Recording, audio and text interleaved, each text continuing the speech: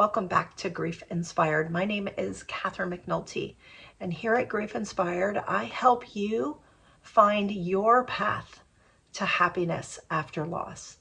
We all want to feel better. If we've lost someone that we love, we want to be able to get through our grief. And if you're here and you're watching my videos, you are doing the right thing. You are educating yourself. So you are already on the path. But we can talk more about what we can do to help you through your grief. We're going to talk today about 4 reasons why you might be avoiding going to public places.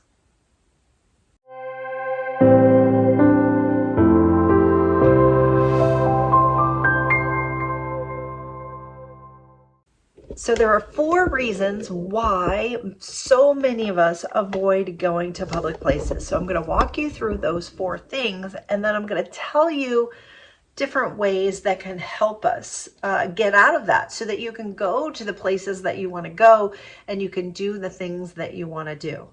Now, the first reason that a lot of times we won't want to go out in public, even to the grocery store or to a local home improvement store, is because we're worried about running into people. I've had clients say that they will go into a store and they will literally scan the environment to see if there's anyone that they know.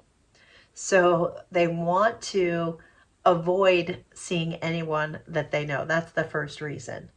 The second reason is if they do run into someone that they know, they're not going to know what to say. We don't know what the other person is going to say or do. A lot of times people will do or say things that are really more hurtful for us. So we're not going to want to go into an environment that's going to want to hurt us. Next, we can be really fearful. So the number 3 reason is we can be really fearful about what our own reaction might be if someone talks about our loved one. So it's our own feeling vulnerable or fragile that can make going out in public, going to see other people, it can bring us a lot of panic and a lot of stress. And then finally, if we want to go somewhere that was special to us and the person that we've lost, we might not want to go because it brings back some of the memories. I had one client who always went to Lowe's with her husband, and when she lost him, going to Lowe's was really traumatic for her. And every turn that she made, she would see an image of him, and it was very difficult to stay in the store. So if any of these things have happened to you, I want you to know that you are not alone.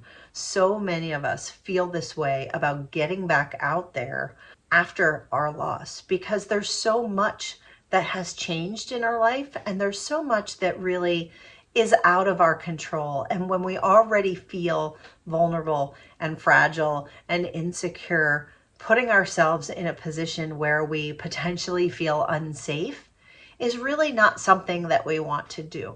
So that's why it's hard. So if you're feeling that way, know that it's normal. It wouldn't be surprising if you do feel that way. So, but let's say you want to go and you don't want to isolate, you don't want to stay away from the places that you need to go. What do you do? Well, first, if you have a fear of running into someone that you know, the best thing that you can do is prepare. So if you're not sure, let's say they come up and someone starts talking about your loved one, and you don't want to talk about your loved one, and you don't really want to hear what they have to say, what do you do in that moment? Well, you can say, I'm really not in the place to want to talk about this right now, so I really need to go. And then you walk away. You can say, thank you. It's super nice. I'm not ready to share. I really need some space. Hi, super busy. Gotta go. That would be another thing that you could say. So again, you don't have to put yourself in a situation that's completely uncomfortable for you. And if you do, you need to know how to get out of it, right? So knowing what to say, preparing what to say. And again, you want it to be something that you're comfortable with, saying. And it will really let people know to end the conversation and move on. So you're kind of helping them help you. Sometimes there is also a fear that we might start crying if they say something. We might tear up. Again, we might have an angry reaction. This can create fear because we don't know how we're going to react. If we feel triggered, right, it may bring feelings of panic. And if you've had a panic attack before, they're not pleasant. And so worrying about having a panic attack can actually in and of itself be panic creating. So again, if you're in a situation and you start to cry, it's perfectly okay. It's perfectly okay. And when that happens, I'm giving you permission to go ahead to leave the situation altogether. If you need to take a break, go into a different aisle. If you need to leave the store and go sit out front, if you need to leave and go home, all of these things are okay. But that's not a reason to not go out at all. So again, knowing that, yes, even if you tear up, that's perfectly okay. And then lastly, going to places can really bring back and trigger some old memories, and those memories can be painful.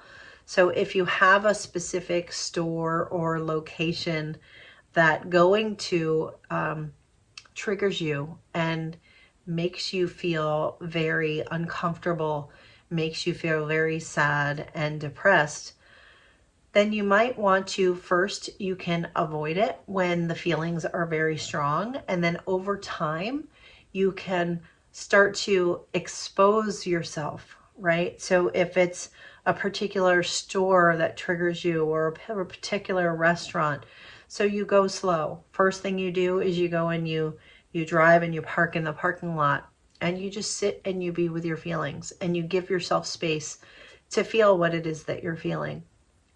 And then when you're a little more brave, you go a little bit further into the store and you let some of the memories come up. And when it gets to be too much, then you go ahead and you leave the store. And if you can expose yourself to this when you're prepared, when you're ready, and keep trying to go back, eventually the fear and the panic will really lift. It won't be that way forever. But honestly, the fear of all of it is greater than actually doing it and realizing that you're going to be okay in it. So if it's really traumatic for you to go visit a place that you need to go to, I had a client once who lost his grandmother in a hospital, and he's like, I don't ever want to go to that hospital again. Well, it was the only hospital in his town. And so we talked about it because I said, look, there is a very high probability that you are going to have to go to this hospital again. So let's prepare for that. And so what we did together was we decided on a date and time when he was going to go and sit in the parking lot. And we talked on the phone and we talked about what his experience was and what was coming up and what he felt like. And then something happened in his life and he was able to go into the ER and he was able to be in the hospital. And yes, the memories were difficult for sure, but he was able to do it. So it didn't completely keep him out of the hospital altogether. So the take home is if we don't want to go out and we don't want to see people, it's absolutely normal. we all experience it as part of our grief. We don't want to run into people. We don't want to have memories that are triggered so that we feel bad, so that we cry. We don't want to be concerned about how we're going to react. But when we can go at it with a little bit of compassion for ourselves, for the situation, be prepared in what we're going to say and what we're going to do. If we start to feel uncomfortable, what are we going to say to people? If we go into a panic, what are we going to do? It's okay. You leave. You can go back out to your car. You can close the door and you can let the panic go. But it's noticing what's happening for you in the moment and knowing that you are going to be okay. And sometimes it's just breathing through it. But you can do it. It's not a reason to stay inside. It's not a reason not to go anywhere, because that is not healthy. So you can and you will be okay. And if you need to take a friend with you, that might be another good option. Take someone who you know is safe to go with you. But the answer is not to avoid it altogether for too long. Maybe in the beginning it's okay to avoid, but not long term. So I hope that these things help you about not wanting to go out in public and see other people after your loss. And I want you to know that you are going to be okay. You are going to get through this. And as always, there is a path to happiness after loss.